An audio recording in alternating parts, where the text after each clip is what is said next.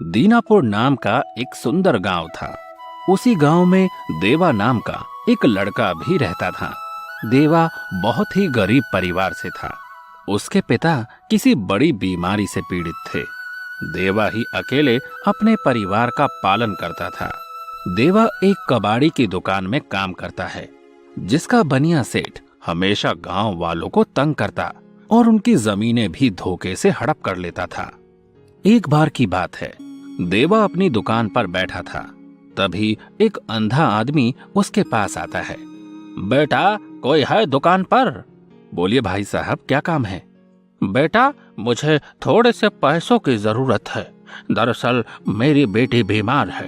उसकी दवाई के लिए मेरे पास पैसे नहीं है और उसको दवाई देना बहुत जरूरी है बेटा। लेकिन भाई साहब, अभी मालिक दुकान पर नहीं है और मैं उनकी दुकान का नौकर हूँ।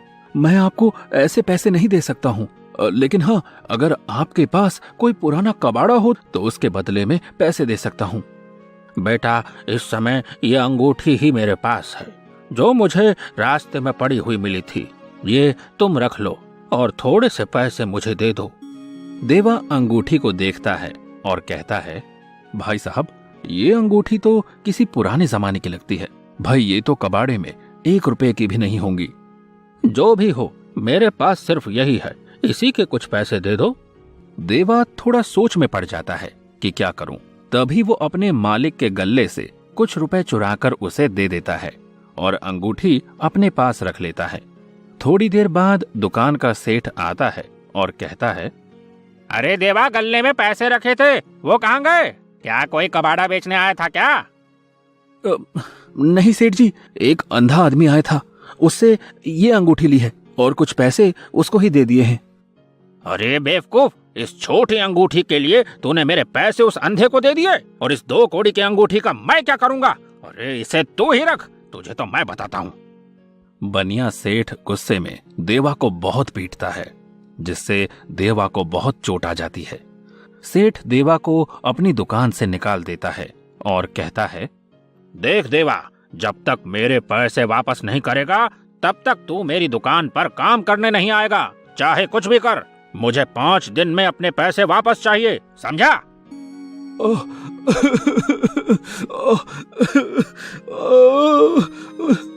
देवा रोते हुए अपने घर चला जाता है।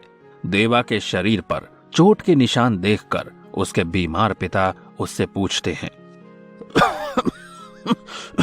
अरे देवा, तुझे किसने मारा बेटा? और तू आज काम से इतनी जल्दी कैसे आ गया बेटा? देवा अपने पिता को पूरी बात बताता है और रोने लगता है। पिताजी। देवा को रोते देख उसके पिता कहते हैं, बेटा, तूने तो एक अंधे आदमी की मदद की है, जिसका फल तुझे जरूर मिलेगा। तू चिंता ना कर बेटा, मैं कल से काम पर चला जाऊंगा। तब तक तेरे ये जख्म भी ठीक हो जाएंगे बेटा, तू चिंता ना कर। देवा रोते हुए अपने कमरे में बैठ जाता है और अपने भाग्य को कोसने लगता है और कहता है, भगवान, तू हमेशा हम गरीबों को इतना क्यों सताता है? अरे मैंने एक अंधे आदमी की मदद की तो मुझे बदले में मार मिली और काम से भी निकाल दिया गया। और वो सेठ न जाने दिन में कितने गुनाह करता है, उसे आज तक कोई खरोच तक नहीं आई है। भगवान। ये कहकर वो रोने लगता है और अपनी जेब से वो अंगूठी निकाल कर कहता है, सारी फसाद की जड़ ये अंगूठी है, ना ये आती ना मैं उसे पैसे देता। ये कहकर वो अंगूठी को अपने हाथ पर रगड़ने लगता है। तभी उस अंगूठी से एक धुआं सा निकलता है। देखते ही देखते एक जिन उसमें से प्रकट होता है और कहता है, हुकुम मेरे आका, मैं तेरी क्या मदद कर सकता हूँ, बता मेरे आका। जिन को देख देवा डर जाता है और डर के मारे उससे कहता है, मुझे कुछ नहीं चाहिए, तुम जो कोई भी हो यहाँ से चले जाओ, जाओ जाओ जाओ। जो हुकुम मेरे आका। ये कहकर जिन गायब हो जाता है। देवा सोचने लगता है, जैसे ही मैंने ये अंगूठी रगड़ी तभी वो जिन आया है। लगता है ये कोई जादुई अंगूठी है। और वो फिर से अंगूठी को रगड़ता है। तभी एकदम अंगूठी से धुआं निकलता है और वो जिन फिर से प्रकट हो जाता है। हुकुम मेरे आका, बता मैं तेरी क्या मदद कर सकता हूँ। बोल मेरे आका, मैं तेरा गुलाम हूँ, बोल। जिन भाई, मेरे ये जख्म ठीक कर दो, मुझे बहुत दर्द हो रहा है। जिन उस पर जादू करता है और पल में ही उसके घाव और चोट के निशान ठीक कर देता है। देवा ये देख बहुत खुश होता है और उससे कहता है, अरे वाह जिन भाई, क्या तुम सचमुच मेरे दोस्त हो? क्या तुम हमेशा मेरी ऐसी ही मदद करोगे? जी मेरे आका, मैं आपका गुलाम हूँ। जिसके पास ये अंगूठी रहेगी मैं उसका गुलाम रहूंगा। और इस वक्त ये अंगूठी आपके पास है, इसलिए मैं आपका गुलाम हूँ। देवा ये सुनकर बहुत प्रसन्न होता है और उस अंगूठी को अपने पास हिफाजत से रख लेता है। और धीरे धीरे देवा उस जिन से अपने पिता की बीमारी को भी ठीक करा देता है और उस सेठ के पैसे भी लेकर सेठ के पास जाता है। ओ सेठ, उस दिन तुमने मुझे मारा था ना, क्योंकि मैंने एक गरीब अंधे की मदद की थी, लेकिन भगवान ने मुझे इसका इनाम भी दिया। अब मैं तुमसे ज्यादा धनवान हो गया हूँ। ये लो अपने पैसे, अब मुझे आंखें मत दिखाना, समझे? बनिया सेठ देवा की हालत देखता है और आश्चर्य से उससे पूछता है, अरे भैया देवा बाबू, मगर ये तो बताओ कि ये करिश्मा हुआ कैसे है? कैसे तुम रातों रात इतने अमीर हो गए?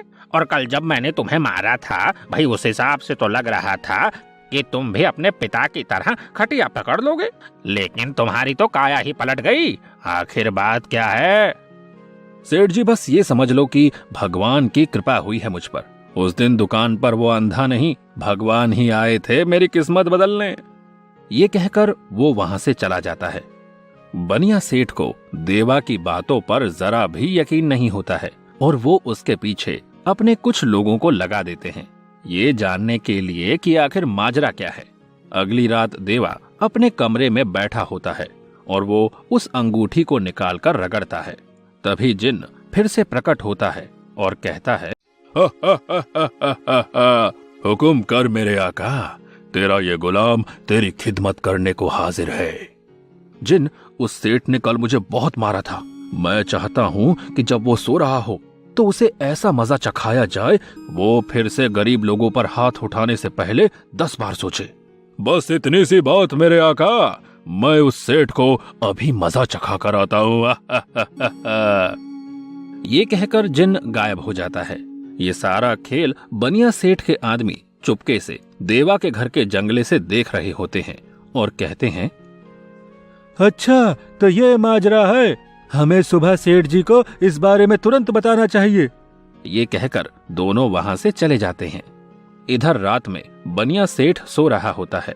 तभी एक जादुई हाथ उसके गालों पर कस के आकर पड़ता है और वो हड़बड़ाकर उठ जाता है और कहता है, कौन है यहाँ पर? अरे किसने मारा? अरे जल्दी सामने आओ, नहीं तो अच्छा नहीं होगा, बता रहा हूँ। तभी अचानक से एक लात आती है और सेठ की पीठ पर आकर पड़ती है। सेठ जमीन पर जा गिरता है। ये देख सेठ घबराकर भूत भूत कहकर भाग जाता है। अरे भूत भूत भागो! अगली सुबह जब सेठ दुकान पर बैठा होता है तब उसके आदमी आकर उससे पूछते हैं, अरे सेठ जी, आपकी ये हालत किसने कर दी? अरे कोई भूत आ गया था रे मेरे घर में, अरे जिसने रात भर मेरा बाजा बजाया है। तुम दोनों जल्दी जाओ, कोई तांत्रिक लेकर आओ उस भूत को भगाने के लिए। अरे जल्दी जाओ। सेठ जी, वो कोई भूत भूत नहीं है, अरे ये सब उस देवा का किया कराया है। हाँ। वो दोनों सेठ को पूरी बात बताते हैं। सेठ कहता है, अच्छा तो उस छोकरे की किस्मत बदलने का ये राज है। तुम दोनों फौरन उसे पकड़कर मेरे पुराने वाले घर में लाओ, जल्दी जाओ। वो दोनों देवा को पकड़ लेते हैं और सेठ के पुराने घर ले आते हैं। बनिया सेठ देवा से कहता है, देवा वो अंगूठी मुझे दे दे, बदले में मैं तुझे बहुत धन दूंगा। छोड़ो मुझे। नहीं सेठ, वो अंगूठी मेरी है, वो मैं तुझे नहीं दूंगा। बनिया सेठ अपने आदमियों से देवा की अंगूठी छीनने को कहता है। देवा फौरन उस अंगूठी को रगड़ देता है। तभी एक धुएं के साथ जिन प्रकट होता है। हुकुम करो मेरे आका, तेरा ये गुलाम तेरी सेवा में एक बार फिर हाजिर है। जिन, ये लोग मुझे मारना चाह रहे हैं, इनको सबक सिखाओ और मुझे इन लोगों से बचाओ, जल्दी। जिन अपने जादू से सेठ के आदमियों को रस्सी से बांध देता है और अगले ही पल वो रस्सी को घुमाता है और उन दोनों को आसमान में उड़ा देता है। ये देख सेठ घबराकर देवा से माफी मांगने लगता है। अरे देवा, मुझे माफ कर दो और इस जिन को रोक लो। अरे मैं इसकी मार नहीं सह सकता। तुम कहो तो मैं ये गांव छोड़कर चला जाऊंगा। मुझे बस छोड़ दो देवा, देवा मुझे माफ कर दो। अचानक जिन सेठ को उल्टा लटका देता है और घुमाने लगता है। तभी देवा जिन को रोक लेता है। जिन, रुक जाओ। सेठ ये तुम्हें तभी छोड़ेगा जब तुम गांव वालों के खेत के कागज वापस कर दोगे जिसे तुमने धोखे से ले लिया था। अरे ठीक है देवा भाई, मैं सब वापस कर दूंगा, लेकिन मेरे बाप इस हाथी को रोक ले। अरे नहीं तो ये मुझे आज ही परलोक पहुंचा देगा। रोक ले देवा इसको। अरे मुझे ऊंचाई से बहुत डर लगता है भाई। ठीक है सेठ जी, तुम कहते हो तो मैं जिन से तुम्हें छोड़ने के लिए कह देता हूँ। जिन भाई, अब सेठ जी को छोड़ दो। जिन ठहरा कम दिमाग का, वो सेठ को हवा में ही छोड़ देता है। सेठ जी सीधे नीचे आकर गिरते हैं और फटे चावल की बोरी की तरह फैल जाते हैं, जिसे देखकर देवा हंसने लगता है। अरे सेठ जी गए। बनिया सेठ गांव वालों के खेत के कागज देवा को दे देता है। देवा गांव वालों के खेत के कागज उन्हें वापस कर देता है। ये देख गांव वाले देवा की जय जयकार करते हैं। तो दोस्तों, ये कहानी आपको कैसी लगी? अरे अरे अच्छी ही लगी होगी। तो ऐसे ही रोमांचक कहानियों के लिए हमारे चैनल को सब्सक्राइब करना बिल्कुल ना भूलें। हम जल्द ही एक और नई कहानी लेकर आएंगे आपके लिए। तब तक खुश रहिए, स्वस्थ रहिए। धन्यवाद।